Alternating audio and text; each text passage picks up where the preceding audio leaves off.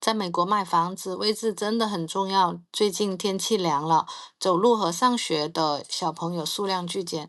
之前还能看到一大群小娃娃背着大书包，一路叮叮当当的冲向学校。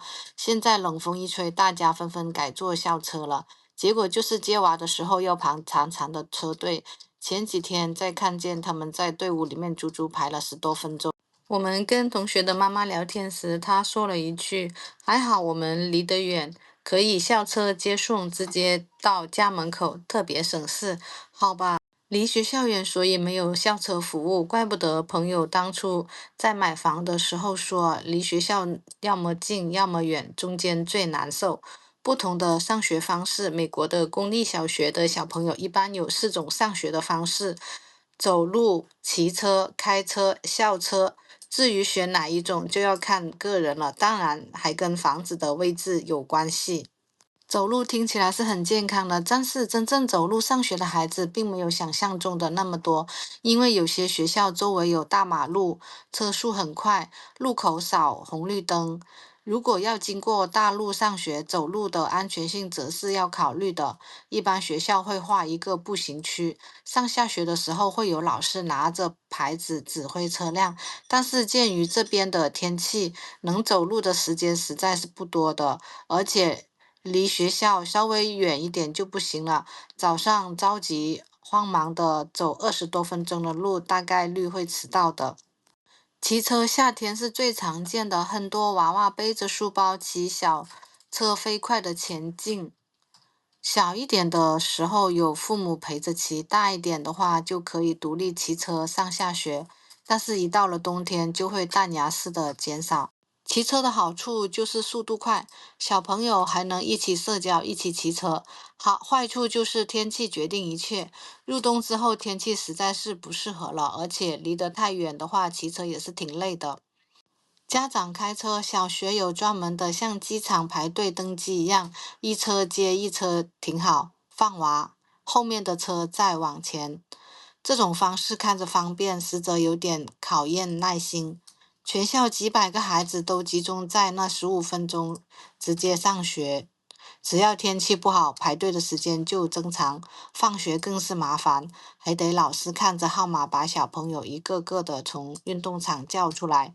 时间成本更高了，感觉自己的耐心都磨出来了。有时候自己排着车队，能看到附近走路的小朋友已经走到家了，真是体会到了为啥买近的房子香了。校车就是那种有名的黄色的巴士，电影里面是经常出现的那种，但是可不是谁想坐就能坐的，想坐校车就得满足一些条件。一般学校会划分离学校太近的，校车是不会管你的，离得远的才有资格申请。我们这里的话是少一点的距离就不行，大概是相当于1.6公里，所以同一条街不同门牌号可能就不一样。想知道自己的房子能不能有校车服务，最好是问学校。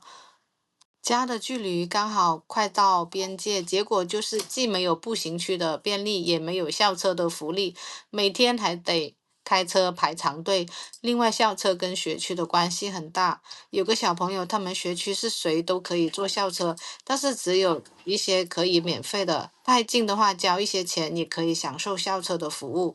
对于家长来说，校车是最省事的，到家门口接送。不过它也有缺点，就是路线绕来绕去的，有时候开车10分钟的路，校车硬是要个30-40分钟。买房重要的3点：位置、位置、位置。买房的时候经常听人说，房子重要的3点就是位置还是位置。一开始觉得这是废话文学，但是这句话非常的现实，不同的位置，不同的生活体验。比如同一个小区，离学校近一点的，自带上学天然的优势。早上不用赶时间，也不用排车队，哪怕冬天下大雪，踩着雪过去几分钟就可以了。但是这些房子可能因为学校距离比较近，上下学的时候车流量很大，有可能自家的车不好出来。住的稍微远一点，理论上是可以坐校车的，但是如果刚好卡在边缘，那接送就变成了日常的工作了。实在是不想排队，把车停在学校附近的地方，走路接一次，感觉效率真高呀，比平时还要早到家。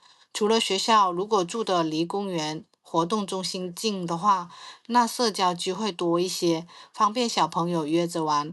离大马路近，不用绕来绕去，开车更快，但是噪音会比较大。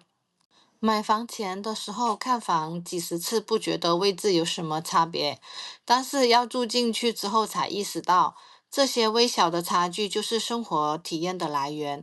但是买房的时候往往就会忽视它们了。学校社区的设施、交通治安、社交氛围，它们不是分别存在的，而是互相捆绑在一起的。在买房子的时候，它们就开始悄悄地影响着我们的生活。房子的所在位置不只是地图上的一个点，而是未来几年甚至十几年的生活方式。选择了哪个位置，就选择了相应的日常。所以在买房子的时候，会着重考虑房子的位置对之后的生活有哪些影响，这些都是非常重要的。和我们一起洞察美国地产，建立您的被动收入渠道，把握下一波机遇，布局美国地产。关于房地产最核心的事情，永远都不只是需求，而是收入。更高的收入才能支撑起更高的房价，这与供需没有直接的关系。地产的本质不是地产，而是背后的包含的收入。房子的建筑成本其实没有那么高的，更多的是金融的附加值。美国地产的根基在于美国民众的收入，根植于美国与科技霸权带来的资产回报率。美国也有大规模的资产与科技投资，如果这些技术投入未达到预期的成果，或者是原有的技术壁垒被竞争对手击破，收入巨降，就会表现为收入锐减。到时候，地产作为资产载体的地产就是债务危机的外显。在中国，很多人习惯了买房就等着升值，但是在美国，市场更注重的是现金流。美国房产的持有成本较高，负现金流的风险更大。投资美国房地产的首要目标是获得稳定的正向的现金流，其次才是对房子的增值的考量。美国有不同房地产的类型，比如独栋房产市场、多家庭公寓市场、办公楼市场、商业零售市场、仓储房地产、自住式仓储市场。在2025年所处的周期阶段，让您宏观把控投资方向的准确性。持续更新美国地产的最新资讯和投资策略，免费获得最新的美国地产投资干货指南、地产投资实战经验。如果大家喜欢我的视频，欢迎订阅。